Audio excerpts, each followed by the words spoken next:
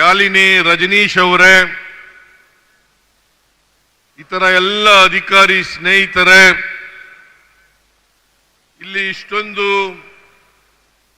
ಬೃಹತ್ ಸಂಖ್ಯೆಯಲ್ಲಿ ಆಗಮಿಸಿರ್ತಕ್ಕಂಥ ಎಲ್ಲ ಆತ್ಮೀಯ ಅಣ್ಣ ತಮ್ಮಂದಿರೇ, ಅಕ್ಕ ತಂಗಿಯರೇ, ಯುವಕ ಮಿತ್ರರೇ, ಮಾಧ್ಯಮದ ಗೆಳೆಯರೇ, ಇವತ್ತು ನಮ್ಮ ಸರ್ಕಾರ ಅಧಿಕಾರಕ್ಕೆ ಬಂದು ಇವತ್ತಿಗೆ 2 ವರ್ಷಗಳು ಆಗ್ತಾ ಇದ್ದಾವೆ.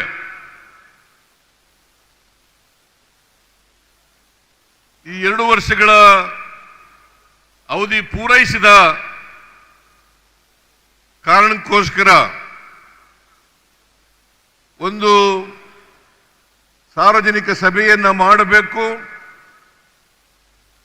ಆ ಸಾರ್ವಜನಿಕ ಸಭೆಯಲ್ಲಿ ಕಳೆದ 2 ವರ್ಷಗಳ ಅವಧಿನಲ್ಲಿ ನಾವು ಏನೇನು ಜನಗಳಿಗೆ ಕೊಟ್ಟಿದ್ದೇವೆ, ನಾವು ಏನು ಮಾತು ಕೊಟ್ಟಿದ್ದು, ಏನು ಕಾರ್ಯಕ್ರಮಗಳನ್ನು ಕೊಟ್ಟಿದ್ದೇವೆ, ಯಾವುಗಳನ್ನು ಜಾರಿ ಮಾಡಿದ್ದೇವೆ, ಅವುಗಳನ್ನು ತಿಳಿಸಬೇಕು ಅಂತೇಳಿ ನಾವು ತೀರ್ಮಾನ ಮಾಡಿ ಇದನ್ನ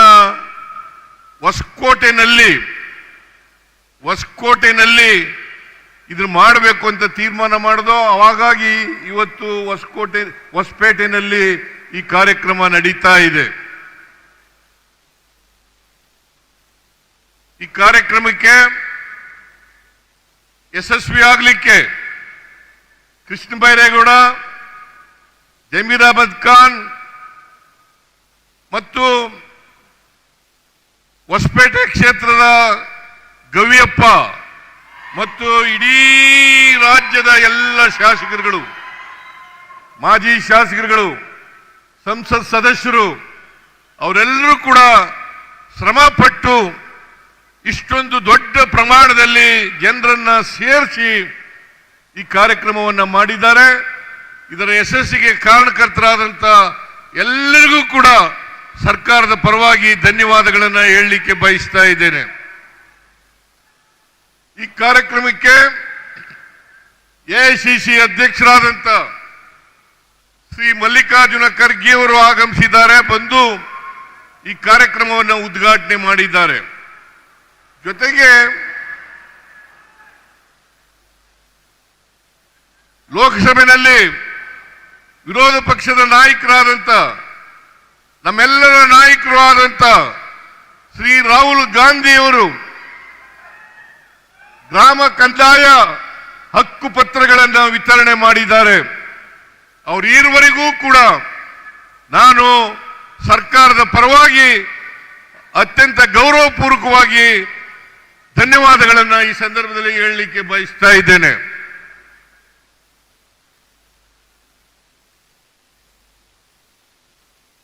ಎರಡು ವರ್ಷಗಳ ಹಿಂದೆ ನಾವು ಈ ನಾಡಿನ ಜನರ ಮುಂದೆ ಹೋದಾಗ ಅನೇಕ ಭರವಸೆಗಳನ್ನು ಕೊಟ್ಟಿದ್ದು. ನಾವು ಪರಮೇಶ್ವರ್ ಅವರ ಅಧ್ಯಕ್ಷತೆಯಲ್ಲಿ ಒಂದು ಸಮಿತಿಯನ್ನು ರಚನೆ ಮಾಡಿದ್ದು. ಅವರು ಮ್ಯಾನಿಫೆಸ್ಟೋವನ್ನು ತಯಾರು ಮಾಡಿ ಈ ರಾಜ್ಯಕ್ಕೆ ಕೊಟ್ಟಿದ್ರು. ಆ ಮ್ಯಾನಿಫೆಸ್ಟೋ ಹೆಸರೇನಪ್ಪ ಅಂತಂದ್ರೆ ಸರ್ವ ಜನಾಂಗದ ಶಾಂತಿಯ ತೋಟ. ಸರ್ವ ಜನಾಂಗದ ಶಾಂತಿಯ ತೋಟ. ನಾವು ಆ ಮ್ಯಾನಿಫೆಸ್ಟೋನಲ್ಲಿ ಸುಮಾರು 593 ಭರವಸೆಗಳನ್ನು ಕೊಟ್ಟಿದ್ದು. 593 ಭರವಸೆಗಳನ್ನು ಆ ಮ್ಯಾನಿಫೆಸ್ಟೋ ಮೂಲಕ ಕೊಟ್ಟಿದ್ದು. ಅವುಗಳಲ್ಲಿ ಕಳೆದ 2 ವರ್ಷದಲ್ಲಿ 242 ಭರವಸೆಗಳನ್ನು ಈಡೇರಿಸಿದ್ದೇವೆ.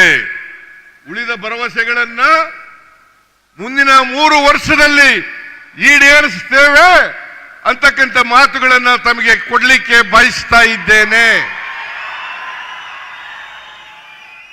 ಅದ್ರ ಜೊತೆಗೆ 5 ಗ್ಯಾರಂಟಿಗಳನ್ನು ಕೊಟ್ಟಿದ್ದು 5 ಗ್ಯಾರಂಟಿಗಳನ್ನು ಕೊಟ್ಟಿದ್ದು ಅವು ಯಾವುದೇ ಧರ್ಮ, ಯಾವುದೇ ಜಾತಿ, ಯಾವುದೇ ಪಕ್ಷ ಇಲ್ಲದೇನೆ ಸಮಾಜದಲ್ಲಿರ್ತಕ್ಕಂಥ ಎಲ್ಲ ಬಡವರಿಗೂ ಕೂಡ ಆರ್ಥಿಕ ಸಾಮಾಜಿಕ ಶಕ್ತಿಯನ್ನು ಕೊಡಬೇಕು ಅಂತಕ್ಕಂಥದ್ದು ನಮ್ಮ ಉದ್ದೇಶ. ಹಾಗಾಗಿ 5 ಗ್ಯಾರಂಟಿಗಳನ್ನು ಕೊಟ್ಟಿದ್ದು. 5 ಗ್ಯಾರಂಟಿಗಳನ್ನ ಶಕ್ತಿ ಯೋಜನೆ, 5 ಗ್ಯಾರಂಟಿ ಯೋಜನೆಗಳಲ್ಲಿ ಶಕ್ತಿ ಯೋಜನೆ ನಾವು ಮೇ 2023 ಮೇ 20ಕ್ಕೆ ಅಧಿಕಾರಕ್ಕೆ ಬಂದು ಮೇ 20ರಲ್ಲಿ ಬಂದು ಜೂನ್ 11ನೇ ತಾರೀಕು ಮೊದಲನೇ ಯೋಜನೆಯನ್ನ ಜಾರಿಗೆ ಮಾಡೋದು, ಮೊದಲನೇ ಗ್ಯಾರಂಟಿ ಯೋಜನೆಯನ್ನ ಜಾರಿಗೆ ಕೊಟ್ಟು ಜೂನ್ 11 ಜುಲೈ ತಿಂಗಳಲ್ಲಿ 2 ಗ್ಯಾರಂಟಿ ಯೋಜನೆಗಳನ್ನು ಜಾರಿಗೆ ಕೊಟ್ಟು, ಒಂದು ಗೃಹ ಜ್ಯೋತಿ, ಎರಡನೇದು ಅನ್ನಭಾಗ್ಯ. ಗೃಹ ಜ್ಯೋತಿ ಕಾರ್ಯಕ್ರಮ, ಅನ್ನಭಾಗ್ಯ ಕಾರ್ಯಕ್ರಮ, 2 ಕಾರ್ಯಕ್ರಮಗಳನ್ನ ನಾವು ಜಾರಿ ಮಾಡೋದು ಜುಲೈ ತಿಂಗಳಲ್ಲಿ. ಆಗಸ್ಟ್ ತಿಂಗಳಲ್ಲಿ ಮೈಸೂರಿನಲ್ಲಿ ರಾಹುಲ್ ಗಾಂಧಿ ಅವರು ಕೂಡ ಬಂದಿದ್ರು, ಖರ್ಗೆ ಅವರು ಕೂಡ ಬಂದಿದ್ರು, DK ಶಿವಕುಮಾರ್ ಕೂಡ ಬಂದಿದ್ರು. ಅವರು ಮತ್ತೆ ಅಲ್ಲಿ ನಾವು ಈ ಗೃಹ ಲಕ್ಷ್ಮಿ ಅಂತಕ್ಕಂಥ ಕಾರ್ಯಕ್ರಮವನ್ನ ಮಾಡೋದು ಜಾರಿ ಕೊಟ್ಟು, ಜನವರಿ ತಿಂಗಳಲ್ಲಿ ಯುವ ನಿಧಿ ಕಾರ್ಯಕ್ರಮವನ್ನು ಜಾರಿ ಕೊಟ್ಟು, ಒಟ್ಟು 5 ಕಾರ್ಯಕ್ರಮಗಳನ್ನ 1 ವರ್ಷದ ಅವಧಿನಲ್ಲಿ ಜಾರಿ ಕೊಟ್ಟಿದ್ದೇವೆ. ಕೊಟ್ಟ ಮಾತಿನಂತೆ ನಡ್ಕೊಂಡಿದ್ದೇವೆ.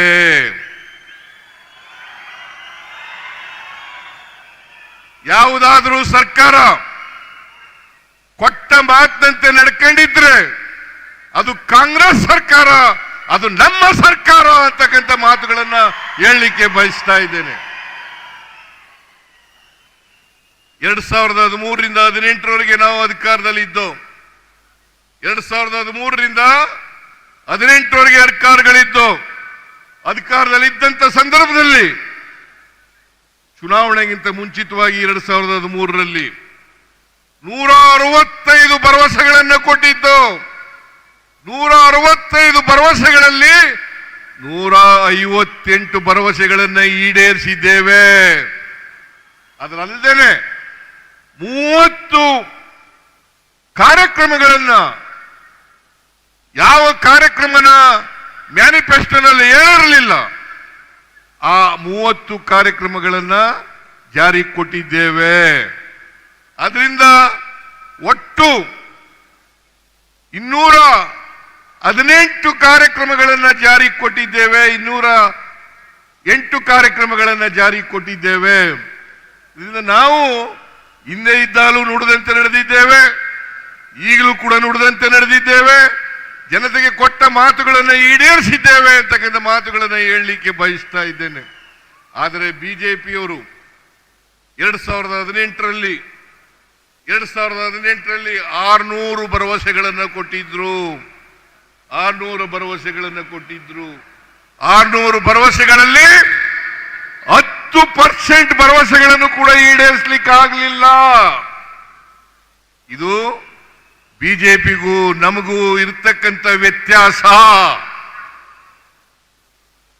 ಬಿಜೆಪಿಯವರು ಸುಳ್ಳು ಹೇಳೋದ್ರಲ್ಲಿ ನಿಶ್ಚೀಮರು. ನಮ್ಮ ಮೇಲೆ ಇಲ್ಲ ಸಲ್ಲದ 2 ವರ್ಷಗಳಿಂದ ಇಲ್ಲ ಸಲ್ಲದ ಆರೋಪಗಳನ್ನು ಮಾಡ್ತಾ ಇದ್ದಾರೆ, ಆಪಾದನೆಗಳನ್ನು ಮಾಡ್ತಾ ಇದ್ದಾರೆ. ಅವೆಲ್ಲವೂ ಕೂಡ 100ಕ್ಕೆ 100 ಸುಳ್ಳು. ಇದನ್ನ ನಾನು ಅವ್ರ ಎದುರುಗಡೆನೂ ಹೇಳಿದ್ದೀನಿ, ವಿಧಾನಸಭೆಯಲ್ಲೂ ಹೇಳಿದ್ದೀನಿ, ಇಲ್ಲೂ ಕೂಡ ಹೇಳ್ತಾ ಇದ್ದೀನಿ.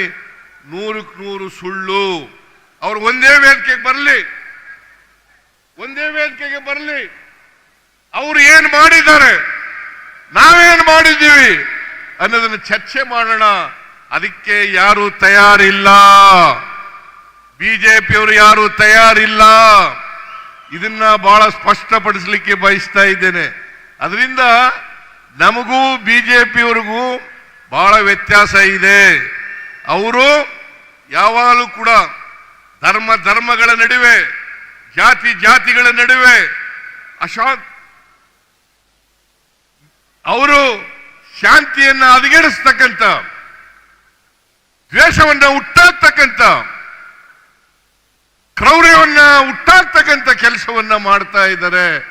ನಾವು ಅವುಗಳನ್ನ ಒಂದುಗೂಡಿಸ್ತಕ್ಕಂಥ, ಎಲ್ಲ ಜನರು ಕೂಡ ಶಾಂತಿಯ ತೋಟ ಆಗಬೇಕು. ನಾವೆಲ್ಲರೂ ಕೂಡ ಒಂದೇ, ನಾವೆಲ್ಲರೂ ಕೂಡ ಮನುಷ್ಯರು. ಹಿಂದೂಗಳಾಗಲಿ, ಮುಸಲ್ಮಾನರಾಗಲಿ, ಕ್ರಿಶ್ಚಿಯನ್ರಾಗಲಿ, ಬೌದ್ಧರಾಗಲಿ, ಸಿಖ್ರಾಗಲಿ ಎಲ್ಲರೂ ಕೂಡ ಒಂದೇ. ನಾವು ಮಾನವೀಯತೆಯನ್ನ ಮಾಡಲಿಕ್ಕೆ ಬಯಸ್ತಾ ಇದ್ದೇವೆ. ಬಾಬಾ ಸಾಹೇಬ್ ಅಂಬೇಡ್ಕರ್ ಅವರು ಕೊಟ್ಟಿರ್ತಕ್ಕಂಥ ಸಂವಿಧಾನ, ಬಾಬಾ ಸಾಹೇಬ್ ಅಂಬೇಡ್ಕರ್ ಅವರು ಕೊಟ್ಟಿರ್ತಕ್ಕಂಥ ಸಂವಿಧಾನ, ಆ ಸಂವಿಧಾನದ ರೀತಿಯ ನಡ್ಕೊಳ್ತಕ್ಕಂಥ ಪ್ರಾಮಾಣಿಕ ಪ್ರಯತ್ನವನ್ನ ಮಾಡ್ತಾ ಇದ್ದೀವಿ. ಸರ್ವೋದಯ, ಮಹಾತ್ಮ ಗಾಂಧೀಜಿಯವರು ಹೇಳಿದ್ರು, ಸರ್ವೋದಯ, ಎಲ್ಲರ ಉದಯ ಆಗಬೇಕು, ಸಮಾನತೆ ಬರಬೇಕು, ಎಲ್ಲರಿಗೂ ಸಾಮಾಜಿಕ ನ್ಯಾಯ ಸಿಗಬೇಕು. ಇದು ನಮ್ಮ ಸಂವಿಧಾನ ಹೇಳ್ತಕ್ಕಂಥದ್ದು. ನಮ್ಮ ಸಂವಿಧಾನ ಸ್ವಾತಂತ್ರ್ಯ, ಸಮಾನತೆ, ಭ್ರಾತೃತ್ವ ಇವುಗಳು ಬಹಳ ಮುಖ್ಯ ಆಗಿರಬೇಕು.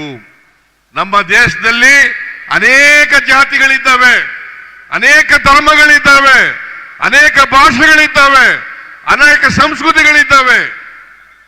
ಇಂಥ ದೇಶದಲ್ಲಿ, ಬಹುತ್ವ ಇರ್ತಕ್ಕಂಥ ಈ ದೇಶದಲ್ಲಿ ನಾವೆಲ್ಲರೂ ಕೂಡ ವೈವಿಧ್ಯತೆಯಲ್ಲಿ ಏಕತೆಯನ್ನ ಸಾರಬೇಕು ಅಂತಕ್ಕಂಥದ್ದು ನಮ್ಮ ಪಕ್ಷದ ಉದ್ದೇಶ. ಆ ದಿಕ್ಕಿನಲ್ಲಿ ನಡೀತಕ್ಕಂಥ ಪ್ರಾಮಾಣಿಕ ಪ್ರಯತ್ನವನ್ನು ನಾವು ಮಾಡ್ತಾ ಇದ್ದೇವೆ. ಕಳೆದ 2 ವರ್ಷದಲ್ಲಿ ಕೇಂದ್ರ ಸರ್ಕಾರ ಅನೇಕ ಅನ್ಯಾಯಗಳನ್ನು ಮಾಡ್ತು. ನಮ್ಮ ಪಾಲು ಸಂವಿಧಾನಬದ್ಧವಾಗಿ ನಮಗೆ ನ್ಯಾಯವಾಗಿ ಸಿಗಬೇಕಾದಂತ ಪಾಲನ್ನ ಬರದೇ ರೀತಿ ನೋಡ್ಕೊಳ್ತಕ್ಕಂಥ ಕೆಲಸವನ್ನ ಮಾಡಿದ್ರು. ನಮ್ಮ ಪಾಲನ್ನು ಕೊಡಲಿಲ್ಲ. ನಿಜ ಹೇಳಬೇಕು ಅಂತಂದ್ರೆ 15ನೇ ಹಣಕಾಸು ಆಯೋಗದಲ್ಲಿ ನಮಗೆ ನಷ್ಟ, ಪ್ರತಿ ವರ್ಷ ನಷ್ಟ ಆದದ್ದು 13,000 ಕೋಟಿ. 13,000 ಕೋಟಿ. ನಾವು ಪ್ರತಿ ವರ್ಷ ಕರ್ನಾಟಕದಿಂದ ಪ್ರತಿ ವರ್ಷ 4.5 ಲಕ್ಷ ಕೋಟಿ ರೂಪಾಯಿಗಳನ್ನು ಕಟ್ಟುತ್ತೇವೆ. ತೆರಿಗೆ ರೂಪದಲ್ಲಿ 4.5 ಲಕ್ಷ ಕೋಟಿ ರೂಪಾಯಿಗಳನ್ನು ಕೊಡ್ತೇವೆ. ನಮಗೆ ವಾಪಸ್ ಬರ್ತಕ್ಕಂಥದ್ದು ಬರೀ 65,000 ಕೋಟಿ.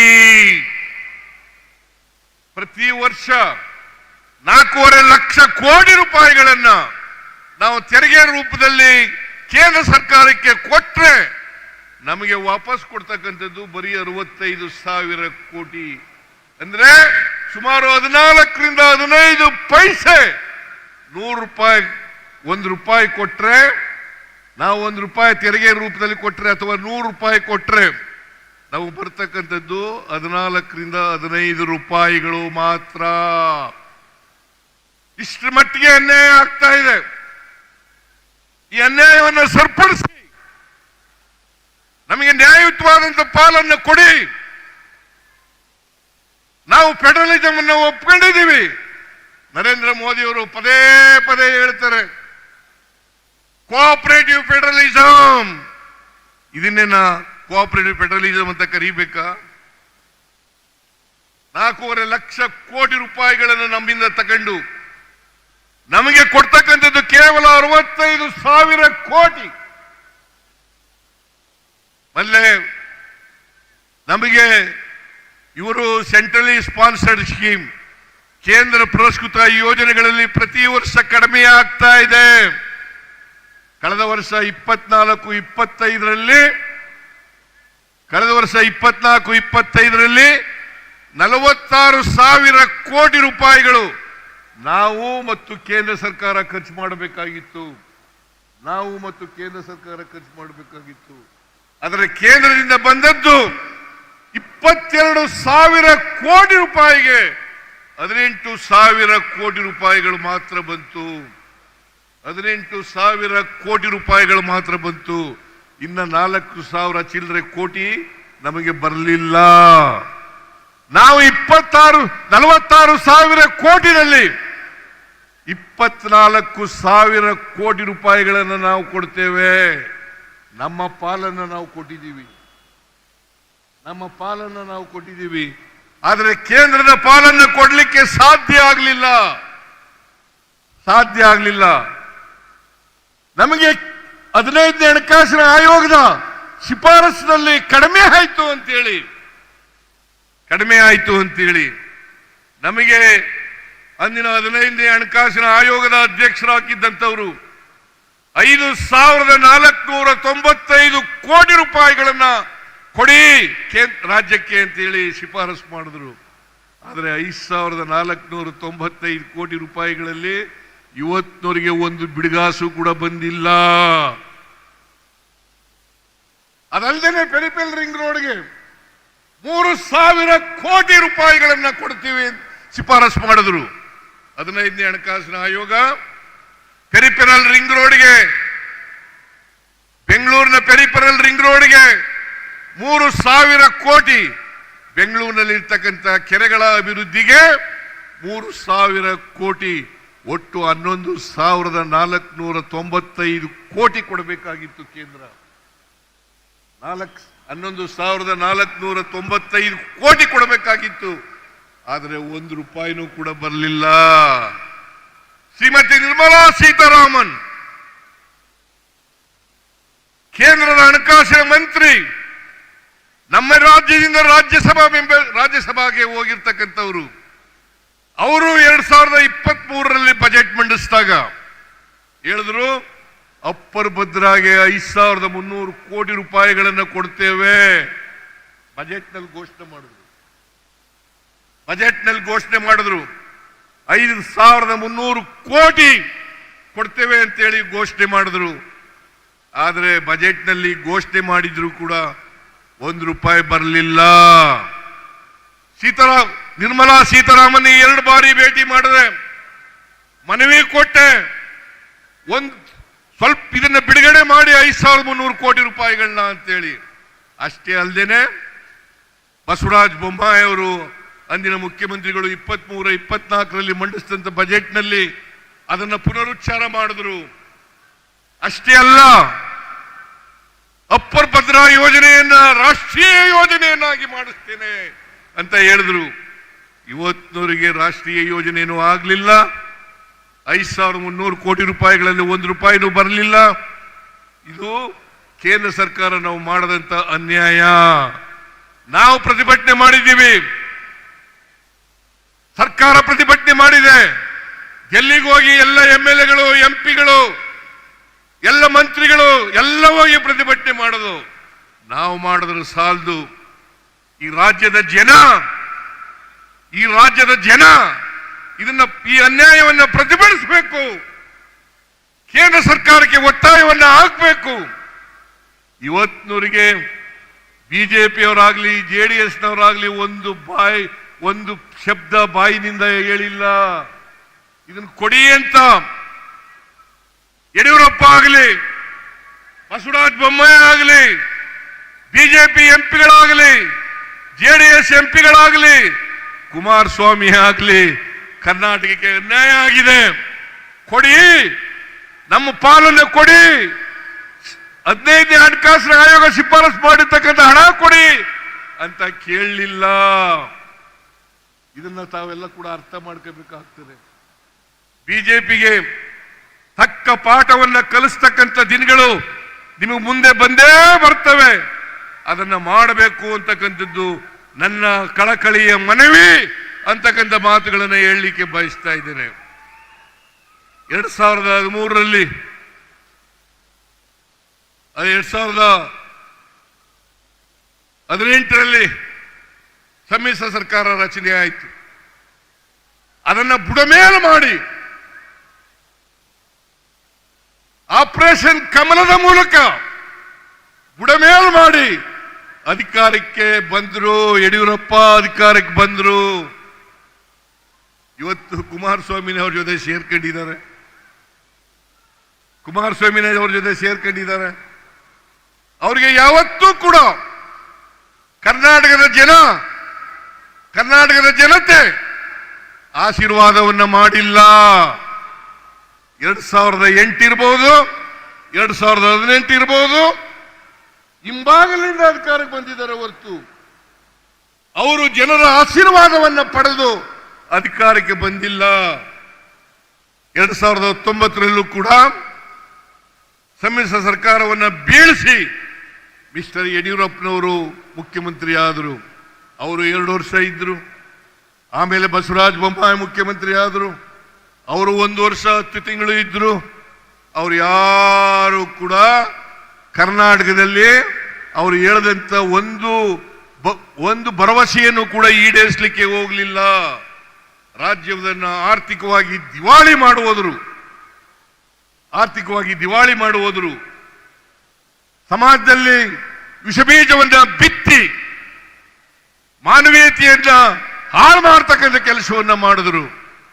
ಅಷ್ಟೇ ಅಲ್ಲ, ಅವರ ಸರ್ಕಾರ ಇದ್ದಾಗ 2,70,000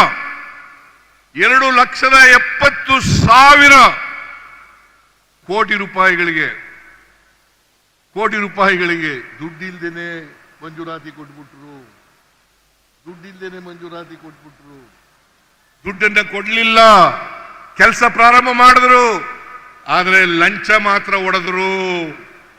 ನಾನು ಹೇಳೋದಲ್ಲ, ಅಂದಿನ ಕಾಂಟ್ರಾಕ್ಟರ್ಸ್ ಅಸೋಸಿಯೇಷನ್ ಅವರು 40% ಲಂಚವನ್ನ ಪಡೆದಿದ್ದಾರೆ ಅಂತೇಳಿ ಅವರು ಪತ್ರಿಕೆಗಳಲ್ಲಿ ಹೇಳಿದ್ರು, ಜನರ ಮುಂದೆ ಹೇಳಿದ್ರು.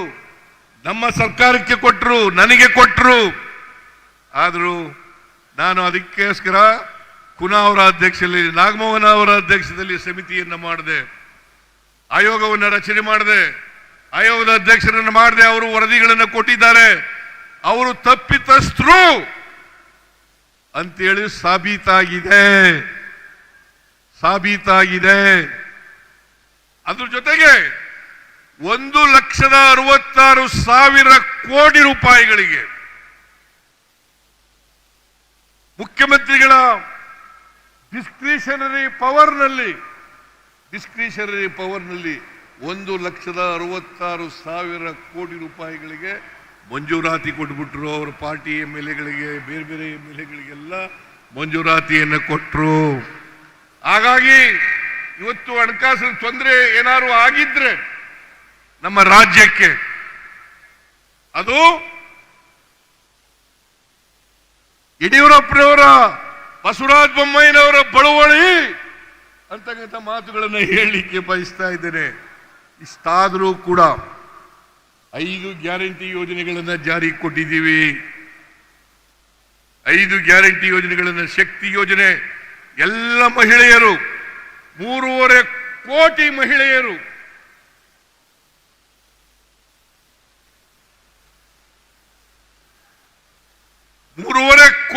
ಮಹಿಳೆಯರು, ಶಕ್ತಿ ಯೋಜನೆ ಮೂಲಕ ಸರ್ಕಾರಿ ಬಸ್ಸುಗಳಲ್ಲಿ ಫ್ರೀಯಾಗಿ ಓಡಾಡ್ತಾ ಇದ್ದಾರೆ. ಸರ್ಕಾರಿ ಯೋಜನೆಗಳಲ್ಲಿ ಫ್ರೀಯಾಗಿ ಓಡಾಡ್ತಾ ಇದ್ದಾರೆ. ಇಲ್ಲಿವರೆಗೆ 459 ಕೋಟಿ ಮಹಿಳೆಯರು 459 ಕೋಟಿ ಮಹಿಳೆಯರು ಫ್ರೀಯಾಗಿ ಬಸ್ನಲ್ಲಿ ಟಿಕೆಟ್ ಇಲ್ಲೇನೆ ಪ್ರಾರಂಭ ಹೋಗಿದ್ದಾರೆ. ಇದನ್ನ ಮಾಡಿದ್ದಾರೆ. ಆಮೇಲೆ ಗೃಹ ಜ್ಯೋತಿ 1,62,000 ಕುಟುಂಬಗಳಿಗೆ, 1,62,00,000 ಕುಟುಂಬಗಳಿಗೆ, 1,62,00,000 ಕುಟುಂಬಗಳಿಗೆ 200 ಯೂನಿಟ್ ವರೆಗೆ ಫ್ರೀಯಾಗಿ ಕರೆಂಟ್ ಕೊಟ್ಟಿದ್ದೀವಿ. ಫ್ರೀಯಾಗಿ ಕರೆಂಟ್ ಕೊಟ್ಟಿದ್ದೀವಿ. ಅಷ್ಟೇ ಅಲ್ಲ, 1,22,00,000 ಕುಟುಂಬಗಳಿಗೆ, ಮನೆ ಯಜಮಾನಿಗೆ 2,000 ರೂಪಾಯಿ, 2,000 ರೂಪಾಯಿ ಅದನ್ನ ಕೊಡ್ತಕ್ಕಂಥ ಕೆಲಸವನ್ನ ಮಾಡಿದ್ದೇವೆ. ಅದಲ್ಲದೆ ಅನ್ನಭಾಗ್ಯ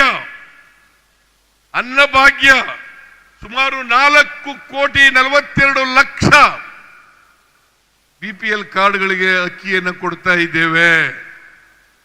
2,67,000 ಜನರಿಗೆ, ಯುವಕರಿಗೆ ಯುವತಿಯರಿಗೆ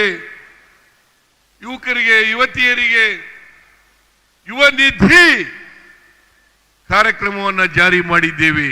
ಇಷ್ಟೆಲ್ಲ ಹಣಕಾಸಿನ ತೊಂದರೆ ಇದ್ರೂ ಕೂಡ ನಾವು ನುಡಿದಂತೆ ನಡೆದಿದ್ದೇವೆ. ಬಿಜೆಪಿಯವರು ಸುಮ್ಮನೆ ಜನಾಕ್ರೋಶ, ನಾನು ಅವರು ಬರಬೇಕಾಗಿತ್ತು, ಇಲ್ಲಿ ಬಂದು ನೋಡಬೇಕಾಗಿತ್ತು. ಜನರ ಆಕ್ರೋಶ ಇದ್ದಿದ್ರೆ ಇಷ್ಟೊಂದು 3-4 ಲಕ್ಷ ಜನ ಸೇರ್ಲಿಕ್ಕೆ ಸಾಧ್ಯ ಆಯ್ತಾ ಇರಲಿಲ್ಲ.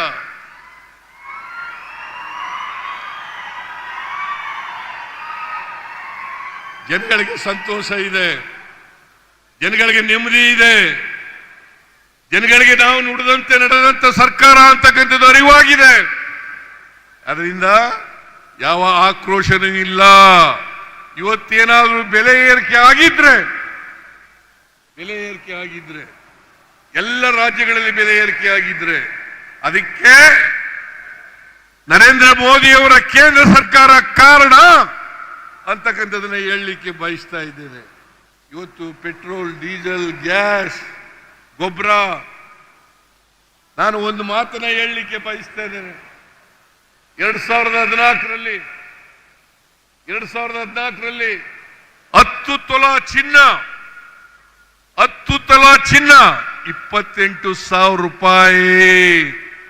ಇವತ್ತೆಷ್ಟಿದೆ ಚಿನ್ನ? 95,000 ರೂಪಾಯಿ. ಬೆಳ್ಳಿ 43, 1 kg ಬೆಳ್ಳಿಗೆ 43,000 ರೂಪಾಯಿ ಇತ್ತು. ಇವತ್ತು 94,000 ರೂಪಾಯಿ. ನರೇಂದ್ರ ಮೋದಿಜಿ ಗ್ಯಾಸ್ ಬೆಲೆ 2014ರಲ್ಲಿ 414 ರೂಪಾಯಿ, 414 ರೂಪಾಯಿ. ಇವತ್ತು 879 ರೂಪಾಯಿ. 1,000 ರೂಪಾಯಿನೂ ಮುಟ್ಟಿತ್ತು, 1,000 ರೂಪಾಯಿ ಮುಟ್ಟಿತ್ತು. ಈಗ ಕಡಿಮೆ ಆಗಿದೆ. ಡಾಲರ್ಸ್ ಬೆಲೆ, ನಮ್ಮ ರೂಪಾಯಿ ಬೆಲೆ, ಅವತ್ತು ಡಾಲರ್ಸ್ ಬೆಲೆ 2014ರಲ್ಲಿ 59 ರೂಪಾಯಿ ಇತ್ತು. ಇವತ್ತು 87 ರೂಪಾಯಿ. 87 ರೂಪಾಯಿ. ಹೇಳ್ತಾ ಇದ್ರು ಭಾರತೀಯ ಜನತಾ ಪಕ್ಷದ ಚೇಲಾಗಳು, ನರೇಂದ್ರ ಮೋದಿಯವರ ಚೇಲಾಗಳು, ಕರ್ನಾಟಕದಲ್ಲಿರ್ತಕ್ಕಂಥ ಚೇಲಾಗಳು ಹೇಳ್ತಾ ಇದ್ರು ಏನಂತ, ನಾವು $1ಗೆ 1 ರೂಪಾಯಿ ಮಾಡ್ತೇವೆ, $1ಗೆ 1 ರೂಪಾಯಿ ಮಾಡ್ತೇವೆ ಅಂತ ಹೇಳಿದ್ರು. ಇವತ್ತು 59 ರೂಪಾಯಿ ಇದ್ದದ್ದು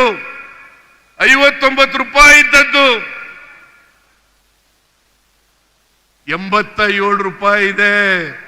ಪೆಟ್ರೋಲ್, ಡೀಸೆಲ್, ಗ್ಯಾಸ್ ಇವತ್ತು ಇಂಟರ್ನ್ಯಾಷನಲ್ ಮಾರ್ಕೆಟ್ನಲ್ಲಿ ಕಚ್ಚಾ ತೈಲದ ಬೆಲೆ ಕಡಿಮೆ ಆಗಿದ್ರು ಕೂಡ, ಮನಮೋಹನ್ ಸಿಂಗ್ ರವರು ಪ್ರಧಾನಮಂತ್ರಿ ಆಗಿದ್ದಾಗ ಸುಮಾರು $125 ಒಂದು ಬ್ಯಾರಲ್ಗೆ, $125 ಒಂದು ಬ್ಯಾರಲ್ಗೆ ಹೋಗಿತ್ತು. ಆದರೆ ಈಗ $65 ಒಂದು ಬ್ಯಾರಲ್ಗೆ. ಅದು ಜನಗಳಿಗೆ ವರ್ಗಾವಣೆ ಆಗಲಿಲ್ಲ. ಹಾಗಾಗಿ ಎಲ್ಲ ಆಹಾರ ಪದಾರ್ಥಗಳು ಗಗನವನ್ನು ಮುಟ್ಟತಕ್ಕಂಥ ಕೆಲಸ ಆಯಿತು. ಇಲ್ಲಿ ಬಿಜೆಪಿಯವರು ತಮಟೆ ಹೊಡಿತಾ ಇದ್ದಾರೆ. ಏನಂತ ಜನಾಕ್ರೋಶ, ಜನಾಕ್ರೋಶ, ಬೆಲೆ ಏರಿಕೆ ವಿರುದ್ಧ. ಇವತ್ತು ಕೂಡ ಪ್ರಜಾವಾಣಿ ಪತ್ರಿಕೆಯಲ್ಲಿದೆ, ಪ್ರಜಾವಾಣಿ ಪತ್ರಿಕೆಯಲ್ಲಿದೆ, ನಾವು ಬೆಲೆ ಏರಿಸಿದ್ದೀವಿ ಅಂತೇಳಿ. ನಾವು ಬೆಲೆ ಏರಿಸಿದ್ರೆ, ನಾವು ಹಾಲಿನ ಬೆಲೆ 5 ರೂಪಾಯಿ ಹೆಚ್ಚು ಮಾಡಿದ್ರು ನಿಜ, ಆದರೆ ಸರ್ಕಾರಕ್ಕೆ ಬಂದಿಲ್ಲ. ಅದು ನೇರವಾಗಿ ರೈತರಿಗೆ ವರ್ಗಾವಣೆ ಮಾಡ್ತಕ್ಕಂಥ ತೀರ್ಮಾನವನ್ನು ಮಾಡಿದ್ದೇವೆ. ಡೀಸೆಲ್ ಬೆಲೆ 2 ರೂಪಾಯಿ ಹೆಚ್ಚಿರೋದು ನಿಜ, ಆದರೆ ಪಕ್ಕದ ರಾಜ್ಯಗಳಿಗಿಂತ ಕಡಿಮೆ ಇದೆ, ಪಕ್ಕದ ರಾಜ್ಯಗಳಿಗಿಂತ ಕಡಿಮೆ ಇದೆ. ಆದ್ರಿಂದ ಜನಾಕ್ರೋಶ ಕಾರ್ಯಕ್ರಮ, ಜನಾಕ್ರೋಶ ಕಾರ್ಯಕ್ರಮ ಅದು ಒಂದು ಸುಳ್ಳು ಕಾರ್ಯಕ್ರಮ, ಸುಳ್ಳು ಕಾರ್ಯಕ್ರಮ. ಜನಾಕ್ರೋಶ ಎಲ್ಲೂ ಕೂಡ ಇಲ್ಲ.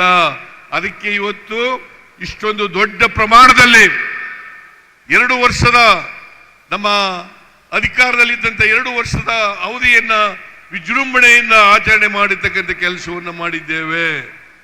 ಇವತ್ತು ಕೃಷ್ಣ ಬೈರೇಗೌಡರು 1,12,00,000 ಅಲ್ಲ,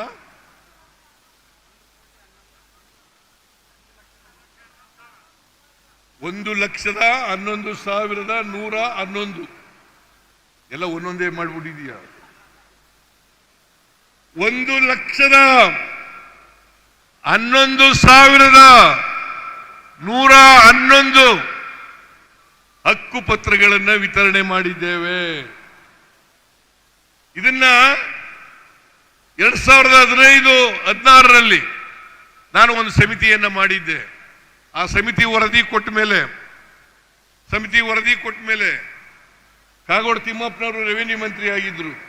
ಅವ್ರಿಗೆ ಹೇಳಿದೆ, ನಾವು ಹೇಗೆ ದೇವರಾಜ ಅರಸನವರು ಉಳುವವನೇ ಭೂಮಿ ಒಡೆಯ ಅಂತ ಮಾಡಿದ್ದಾನೆ, ಅದೇ ರೀತಿಯಲ್ಲಿ ವಾಸಿಸುವವನೇ ಮನೆ ಒಡೆಯ ಅಂತೇಳಿ ಮಾಡಬೇಕು ಅಂತೇಳಿ ತೀರ್ಮಾನ ಮಾಡಿ ಅವತ್ತು ಕಂದಾಯ ಇಲಾಖೆಗೆ ನಾವು ರೆವಿನ್ಯೂ ಆಕ್ಟ್ಗೆ ತಿದ್ದುಪಡಿಯನ್ನು ತಕ್ಕಬರ್ತಕ್ಕಂಥ ಕೆಲಸವನ್ನು ಮಾಡೋದು.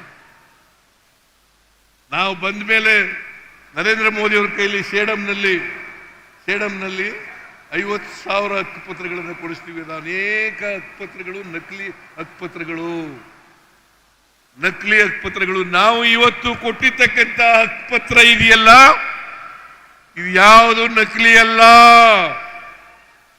ಯಾವುದು ನಕಲಿ ಅಲ್ಲ. ಇದು ಬದಲಾವಣೆ ಮಾಡಲಿಕ್ಕೂ ಸಾಧ್ಯ ಇಲ್ಲ ಅಂತ ಹಕ್ಕುಪತ್ರಗಳನ್ನು ನಾವು ಕೊಟ್ಟಿದ್ದೀವಿ. ತಾಂಡಗಳು, ಹಟ್ಟಿಗಳು, ಮಜರೆಗಳು, ಆಮೇಲೆ ಆಡಿಗಳು, ಇವೆಲ್ಲ ಎಲ್ಲೆಲ್ಲಿ ವಾಸ ಮಾಡ್ತಾ ಇದ್ರು. ಪಾಪ ಅವರಿಗೆ ಬೇರೆ ಸವಲತ್ತುಗಳು ಸಿಗ್ತಾ ಇರಲಿಲ್ಲ. ಇವತ್ತು 1,11,111 ಹಕ್ಕುಪತ್ರಗಳನ್ನು ಕೊಟ್ಟು ಅವರೆಲ್ಲರನ್ನು ಕೂಡ ಮನೆ ಒಡೆಯರನ್ನಾಗಿ ಮಾಡಿದ್ದೀವಿ, ಕಂದಾಯ ಗ್ರಾಮಗಳನ್ನಾಗಿ ಮಾಡಿದ್ದೇವೆ ಅಂತಕ್ಕಂಥ ಮಾತುಗಳನ್ನು ಹೇಳಲಿಕ್ಕೆ ಬಯಸ್ತಾ ಇದ್ದೇನೆ. ಇನ್ನು ಮುಂದೆ ಎಲ್ಲ ಸವಲತ್ತುಗಳನ್ನು ಕೂಡ ಪಡಿಬಹುದು. ಇನ್ನೊಂದು 30-40 ಸಾವಿರ ಇರಬೇಕು. ಅದನ್ನು ಕೂಡ ಇನ್ನು 6 ತಿಂಗಳಲ್ಲಿ ಅದನ್ನು ಕೂಡ ಹಕ್ಕುಪತ್ರಗಳನ್ನು ಕೊಟ್ಟು ಚುತ್ತ ಮಾಡ್ತೇವೆ ಅಂತಕ್ಕಂಥ ಮಾತುಗಳನ್ನು ಹೇಳಲಿಕ್ಕೆ ಬಯಸ್ತಾ ಇದ್ದೇನೆ. ನಾನು ಬಹಳ ಉದ್ದನೆ ಭಾಷಣ ಮಾಡಕ್ ಹೋಗಲ್ಲ. ನಮ್ಮಲ್ಲಿ ಬಹಳಷ್ಟು ಮಾತುಗಳಿದ್ದಾವೆ ಹೇಳಲಿಕ್ಕೆ, ಬಹಳಷ್ಟು ಸಾಧನೆಗಳಿದ್ದಾವೆ ಹೇಳಲಿಕ್ಕೆ. ಎಲ್ಲ ಸಾಧನೆಗಳನ್ನು ಕೂಡ ಹೇಳಲಿಕ್ಕೆ ಹೋಗಲ್ಲ. ಕೆಲವು ಸಾಧನೆಗಳನ್ನು ಮಾತ್ರ ನಿಮ್ಮ ಮುಂದೆ ಇಟ್ಟಿದ್ದೇನೆ. ಪ್ರಜಾಪ್ರಭುತ್ವ ವ್ಯವಸ್ಥೆಯಲ್ಲಿ ನೀವೇ ನಮ್ಮ ಮಾಲೀಕರು, ನೀವು ತೀರ್ಮಾನ ಮಾಡಬೇಕು. ಯಾರು ಕೊಟ್ಟ ಮಾತಂತೆ ನಡ್ಕೊಳ್ತಾರೆ, ಯಾರು ಕೊಟ್ಟ ಮಾತಂತೆ ನಡ್ಕೊಳ್ಳಲ್ಲ ಅಂತಕ್ಕಂಥದನ್ನ ತೀರ್ಮಾನ ಮಾಡಬೇಕಾಗ್ತದೆ ಅಂತ ಹೇಳ್ತಾ, ಇವತ್ತು ಕೃಷ್ಣ ಬೈರೇಗೌಡರು, ಜಮೀರ್ ಅಹಮದ್ ಖಾನ್ ಅವರು ಮತ್ತು ಗವಿಯಪ್ಪನವರು ಮತ್ತೆ ಎಲ್ಲ ಈ ಜಿಲ್ಲೆಯ MP ತುಕಾರಾಮ್ ಅವರು, ಎಲ್ಲ MLAಗಳು, ನಾಗೇಂದ್ರ ಅವರು ಮಾಜಿ ಮಂತ್ರಿ, ಆಮೇಲೆ ಎಲ್ಲ ಎಲ್ಲ ರಾಜ್ಯದ ಎಲ್ಲ MLAಗಳು ಕೂಡ ಈ ಕಾರ್ಯಕ್ರಮ ಯಶಸ್ವಿಯಾಗಲಿಕ್ಕೆ ಶ್ರಮಿಸಿದ್ದಾರೆ. ಅವರೆಲ್ಲರಿಗೂ ಕೂಡ ಧನ್ಯವಾದಗಳನ್ನು ಹೇಳಿ, ನಿಮಗೆಲ್ಲ ಧನ್ಯವಾದಗಳನ್ನು ಹೇಳಿ ನನ್ನ ಮಾತುಗಳನ್ನು ಮುಗಿಸ್ತೇನೆ.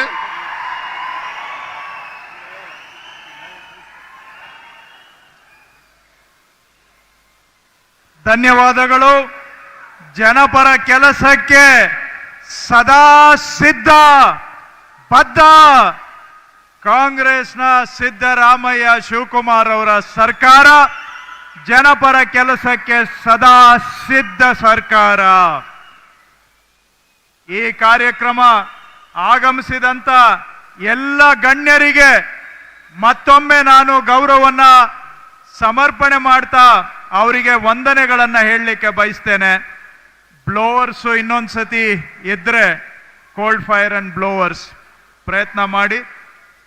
ಅದರ ಜೊತೆಗೆ ಈ ಕಾರ್ಯಕ್ರಮದ ಯಶಸ್ಸಿಗೆ ಕಾರಣಕರ್ತರಾದಂತ ಎಲ್ಲ ಶಾಸಕರು, ಮಂತ್ರಿಗಳು, ಅಧಿಕಾರಿಗಳಿಗೆ ನಮ್ಮ ಧನ್ಯವಾದಗಳು. ಕಾರ್ಯಕ್ರಮದ ಪರವಾಗಿ ವಂದನೆಗಳು. ರಾಜ್ಯದ ಮೂಲೆ ಮೂಲೆಯಿಂದ ತಾವೆಲ್ಲ ಬಂದಿದ್ದೀರಾ. ತಮಗೆ ನೂರು ಧನ್ಯವಾದಗಳು ತಮಗೆಲ್ಲರಿಗೂ ಸಹ.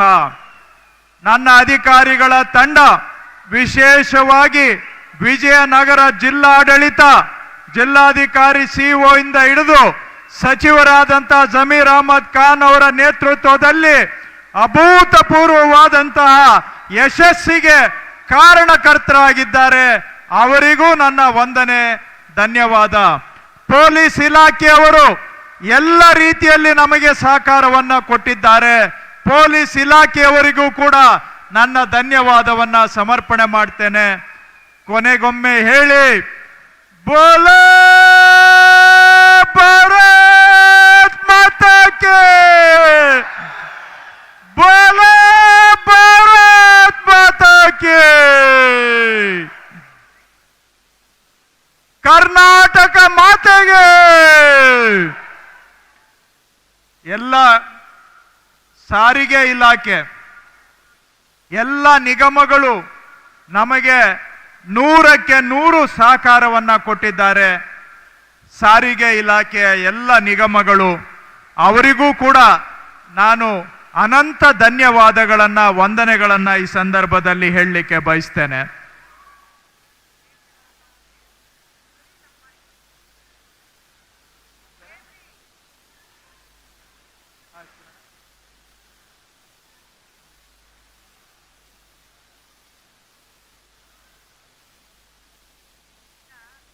ಹೆಚ್ಚಿನ ವಿಡಿಯೋಗಳಿಗೆ ಪ್ರತಿಧ್ವನಿ ಯೂಟ್ಯೂಬ್ ಚಾನೆಲ್ ಸಬ್ಸ್ಕ್ರೈಬ್ ಮಾಡಿ, ಬೆಲ್ ಐಕಾನ್ ಕ್ಲಿಕ್ ಮಾಡಿ.